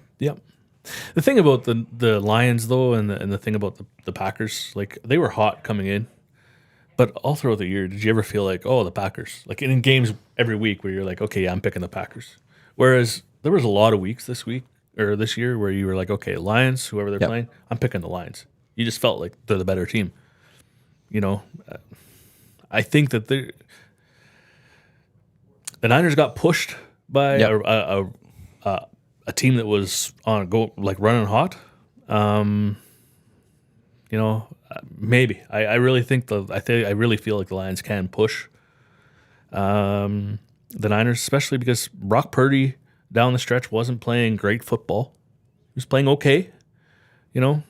But he had the one exceptional drive this past weekend that won them that football. That's right. That's right. That's all. When you it need. mattered, he stepped up, That's drove true. him down the field, got the touchdown. That's right. That's true. And then also, if Debo can't play, that's you know, his numbers are significantly different without him in the lineup. So I'd love to see the Lions pull the upset. It would be fun. From a fan perspective. For Ravens Chiefs, what I will go with is I do like the Ravens' chances watching the game yesterday. I think offensively, Josh Allen ran for 3 quarters really well in the Chiefs' defense. The Chiefs' defense struggled against stopping their line, defensive line wasn't as strong. I think the Ravens' O-line and Lamar Jackson's running ability gives them the chance to move that ball down the field really nice. If they get Mark Andrews back, even better. And then defensively, the Ravens have just, based on what I saw yesterday, I think the Ravens have a way better defense than what the Chiefs or the Bills have. Yeah, and defensively, they'll be able to step up and do what they need to. And if they get Marlon Humphreys back, even in the secondary, I like the Ravens' chances. But with that said, the Chiefs are the champs. The Chiefs have Patrick Mahomes. The Chiefs know how to win. Yeah. And that's the pedigree that it's great for the Ravens. I think if you want to go be Super Bowl champs, you got to go beat the champs. That's right. I love that. But yesterday it gave me a little hope watching that game. I feel really good about the Ravens game, but it's going to be a tough one. And I haven't watched all the Ravens games this year, but I felt like Lamar hasn't had to rely on his legs. No, like he has. He's passing a lot more. He's passing a lot more. More actually, his best weapons. Well, some of the best weapons Ravens teams have ever had. Yeah, receiving wise, yeah. ever. Like he's got weapons now. He doesn't have to rely on his legs, and so I really feel like if he needs to rely on his legs next weekend or this coming weekend, you know, he has that in his weaponry that can be useful there. So. And the Chiefs had some defensive injuries yesterday. One was a concussion. I can't remember what happened with the other one, and I don't know what their health status is going to be. But, like, look, the Ravens, they had the bye week. That helps, so they only had to play the one game. But then also they get an extra, 28 hours of break between those two games. Yeah, that's big. They played that first game of the weekend. Chiefs were in the last game. Ravens just get to stay home. The Chiefs have to go fly 2 flights, I'm assuming. They're going to Kansas City, then Baltimore. Just all that little extra hopefully plays into the Ravens' favor. And also, for me, Baltimore, that's a massive home field advantage. A lot of pre-snap penalties against Houston this past weekend. Yep. Like they are, if probably one of the toughest, I would say, stadiums to play in. Yep. Like their fans are, incredibly loud. So, it's gonna be a real good weekend of football. Hopefully, should be. 2 good football games, and we'll see what happens. Super Bowl a couple weeks later. Again, you can join Edmonton Sports Talk at Century Casino Sports Bar and Lounge on Super Bowl Sunday, February 11th. We will all be there. Portions of this hour of EST Hangout presented by Mott's Clamato Caesar. It's also brought to you by the Hive Product Marketing, the official merch partner of Edmonton Sports Talk. They are the merch partner who gave us help. We worked with to get the merch that we're going to give away at Super Bowl Sunday. Promotional products that bring the buzz. Check them out at thehiveproductmarketing.com. I do want to go to the Golden Bears and Pandas and talk a little bit about that. And a couple banners going up, at least from this past weekend, Canada West banners. But curling back to being champs once again Canada West wise there? It's interesting because obviously a lot of our teams get the promotion and the exterior coverage, hockey, volleyball, basketball. But in terms of purely promoting, or let's say having our student athletes go on to the highest levels of that sport, curling is probably our most successful sport when it comes to future Olympians, Canadian champions, world champions, Brendan Botcher, the Kelsey Rocks of the world, like all the Joanne Taylor, Joanne Courtney, like they're going on to the high level. Courtney was U of A? Yeah. Yep. No way. So we had these Olympians and these Canadian champions in curling, but it's the weird aspect of that sport where they compete at home once every 5 years. Like they'll The compete. last year you hosted was 2018. 2019 is when the last time we hosted 19, Canada yeah. West Curling. So Yeah. when they're actually competing as Golden Bears and Pandas against other universities at home, it's once every 4 or 5 years. So it's not like we can promote it as a Bears hockey that's at home every other weekend. They play 30 times at home. They compete on the World Curling Tour, the Alberta Junior Curling Tour. They do quite well, but when they're actually Golden Bears and Pandas, they're never at home. So it's a weird sport of like trying to promote them, even though they're arguably our best program, but they're never at home. Like it's a weird one. But yeah, no, a couple Canada West banners to put in their rafters at Saville. They always look great too, like with the jackets with the Yeah. A's. They're just so classic. Yes. I haven't been around curling a lot my whole life, and just by covering curling, over the course of my career, you go to, a Grand Slam event and you'll see, the Karsten Sturmays wearing the AA, and back in the day it was Brendan Botcher, and So this weekend, our two Pandas teams are playing in the Alberta Provincials in St. Paul. Yeah. 44% of all the competitors in that event are former Pandas or current Pandas. Seriously. 44%. that's a crazy stat. Yes. That's a crazy stat. So like we talk about the one-off Derek Ryans that make the NHL. Yeah. In theory, the highest level of that sport. It happens so extremely rare in a hockey or a volleyball or a basketball where you go to that. And curling, it's all of them. Yeah.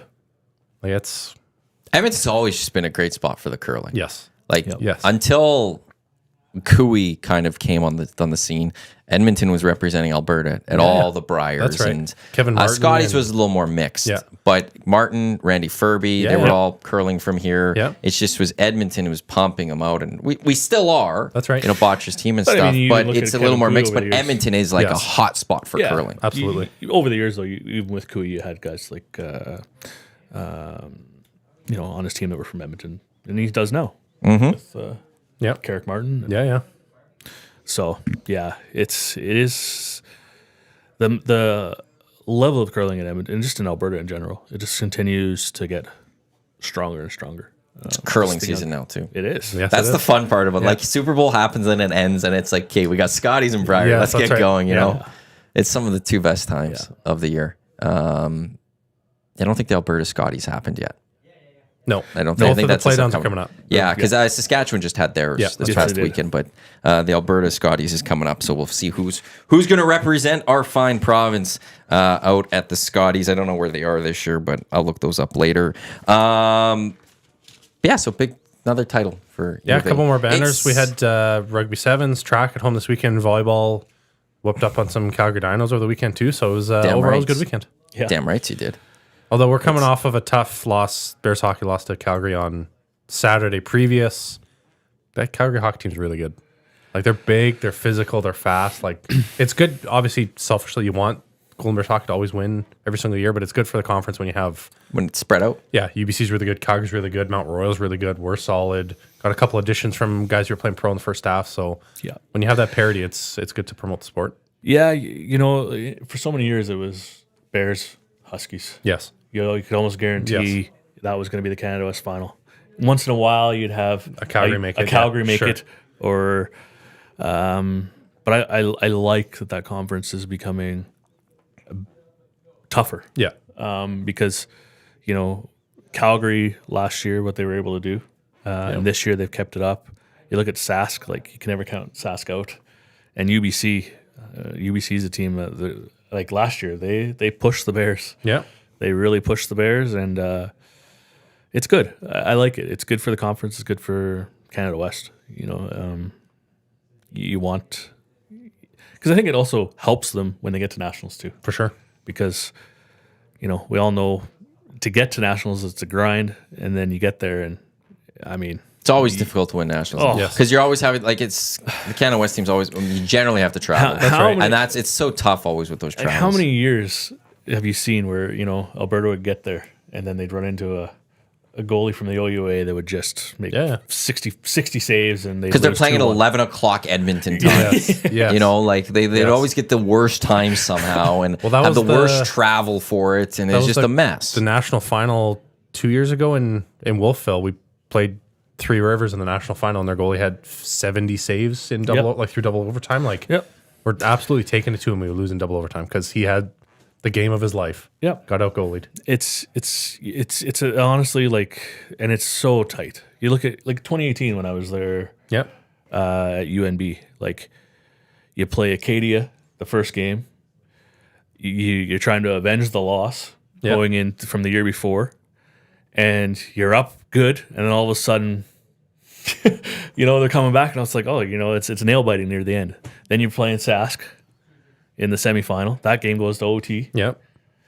And then you play St. FX, and I mean that was a hard fought game, but and then St. FX had to upset UNB in the semifinal. That was one of the craziest. Yeah. You were at that game. Yeah. That was one of the craziest U Sport games I think I've ever been to, just in terms of the fans. I remember back in 2007 when I started at the Sun, I really wanted to cover a national championship out east, because in 2008 when the Bears won, they were the first team because back they had the tournament format was different, and if you lost your first game, you could still potentially make the final, but the odds were very slim, and that was the year that they somehow, I can't remember how it all worked out, but they were able to get into the final and they won. Yeah. And so I made it that point. I'm like, okay, and I'm at some point in my career, I got to get out there. And so, but that game, that St. FX UNB game, I remember there was this old couple that had seats in the student section. And I'm thinking, oh, this could be interesting, because all these students are standing up and they're cheering, they're shaking beers. And all of a sudden, you see this older couple that are probably in their 70s. They get up out of their seats and they start, they get in there with the students. I'm like, this is awesome. And you had that whole arena was just jam packed. People weren't even sitting in seats. They were sitting, I didn't even have a spot in the press box. And it was a makeshift press box. I had to sit on top of a wooden box. It was a great game. And we're talking, I remember having a conversation with one of the trainers after the game at the hotel. And he was saying those games are so physical, that every weekend there's at least someone going to the hospital after a game because of a bad hit, and that game was just nasty. Yeah, it was wild. It was wild. Yeah. It was that was one of my one of the funnest experiences I ever had going to that tournament, and having the Bears win. Surge, you could tell after that it was just a huge relief, after the year before. And just that team, they had so much firepower, but it was what was the guy's name who scored the game-winning goal? That Jamie Crooks. No, was it Jamie Crooks? Yep. Jamie Crooks scored the overtime winner against Sask. Yep. And then Stefan Legault was the tournament MVP. Right, but who was got that one of the goals?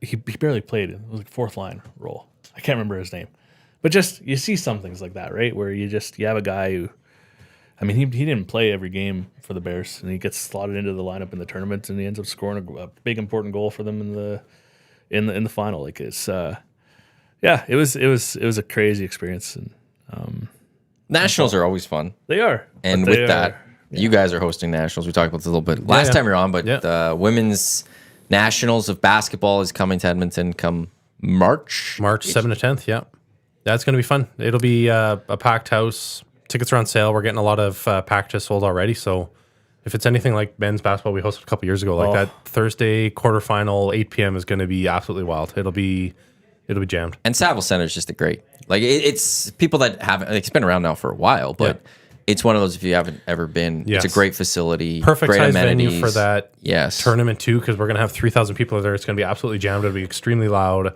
There won't be empty seats like in a different, a larger venue. So it'll be fun. Take the LRT if you can too. When you hosted, right there. Yeah, when you hosted in 3 years ago for men's basketball, that was. I mean, I was there in the semifinal against Carleton. Yeah.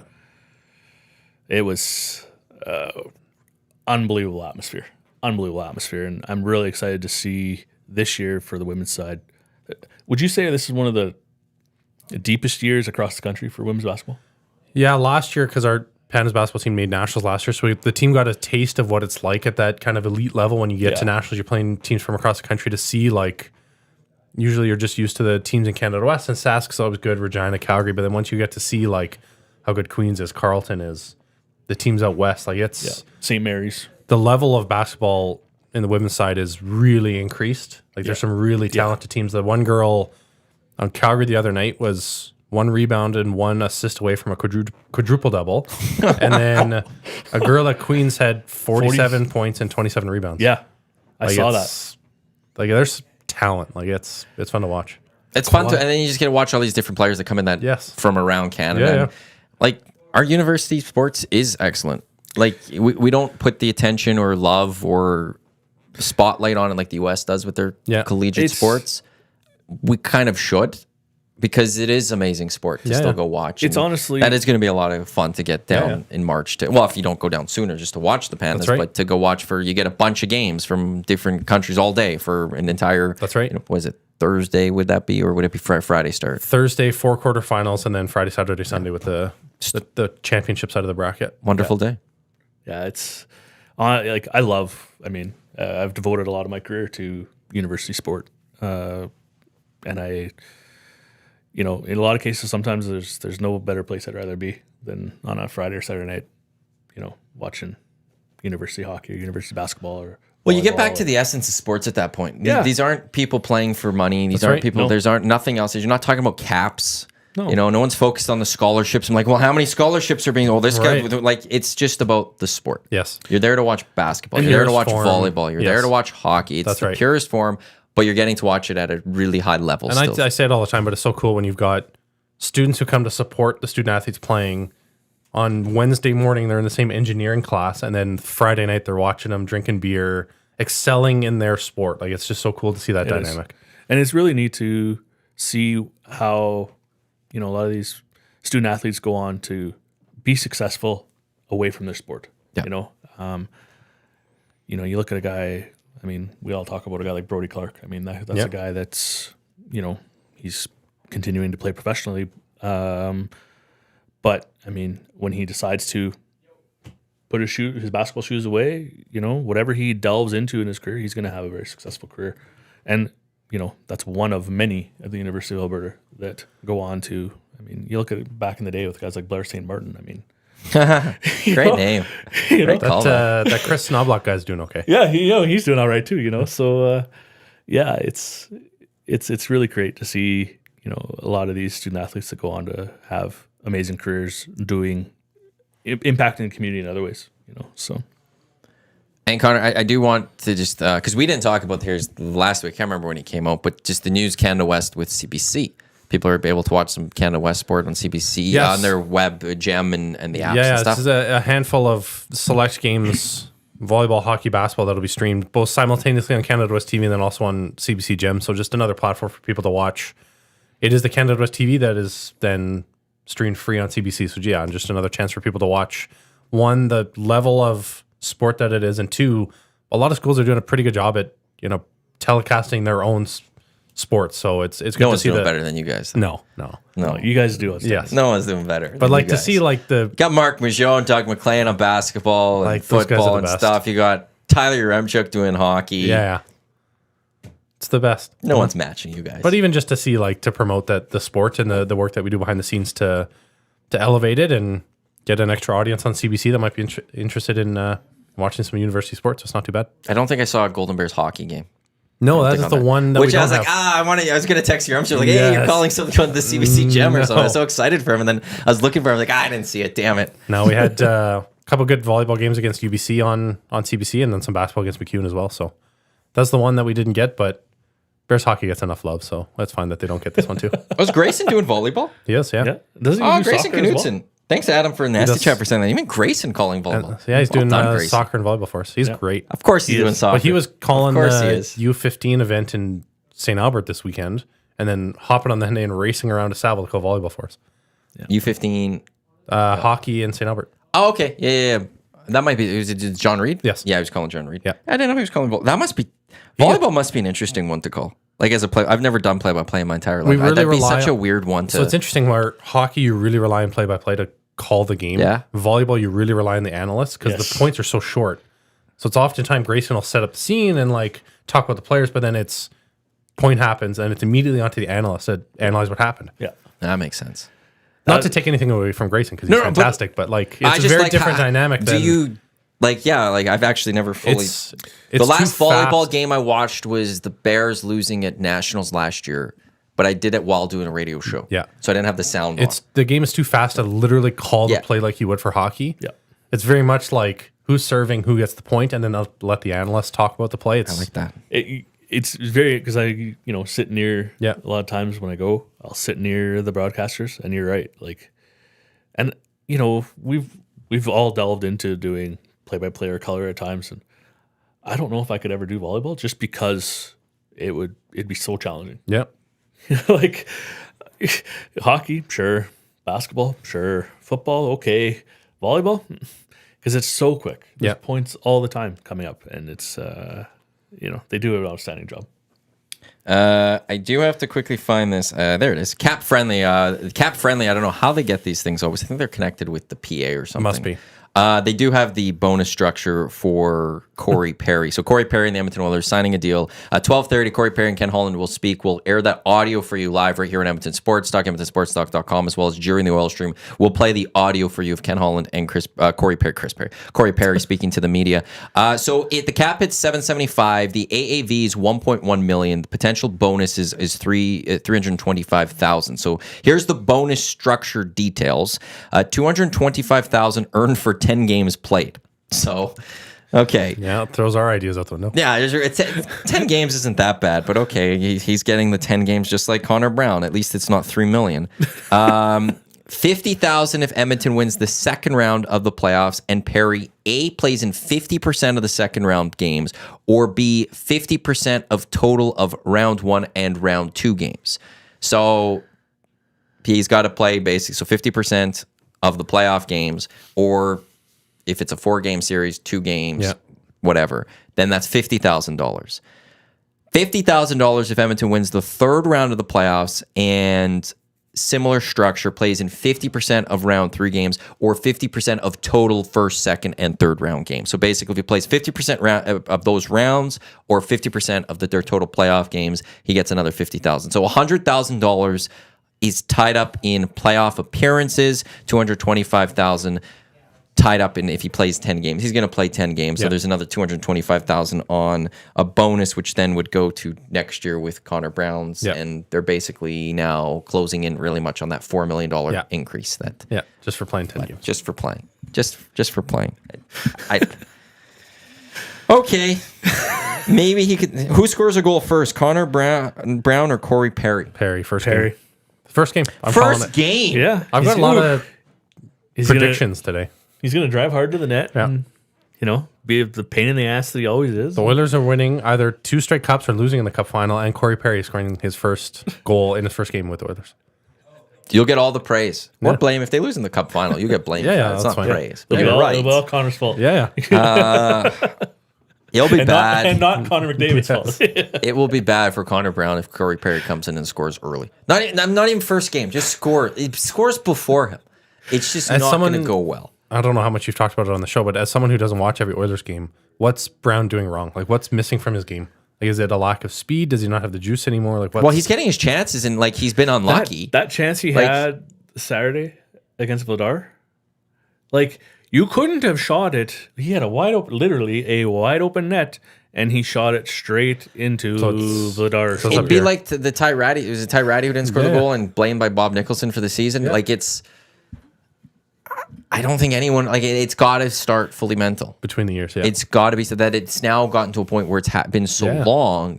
Now you're just overthinking this. Trying too hard, overthinking. Yes. And it's the same thing with like the Oilers' season as a whole this year. It looked like they were thinking too much, and Chris Knobloch came in and simplified things. They're not thinking as much, and they've now seen the success. Yeah. That's kind of maybe what you're dealing with Connor Brown is maybe he's now this is just piled up because he's having his chances. There's the moments he just can't finish. And I hate just saying finish. It just seems so likely that next year Connor Brown signs with San Jose and scores 25. Yeah.